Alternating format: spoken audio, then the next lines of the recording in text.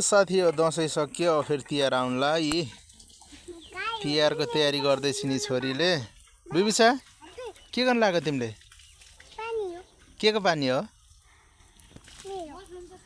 रक्सी पारेको हो? कसलाई पारिदिएको रक्सी हो? ल्याउनुहोस् पुरै गाउँले पाराको जिन्दगी हेर्नुहोस् होइन। घाम लाउँछ यस्तो छ हजुर। ल तातो भइसक्यो पानी हो र?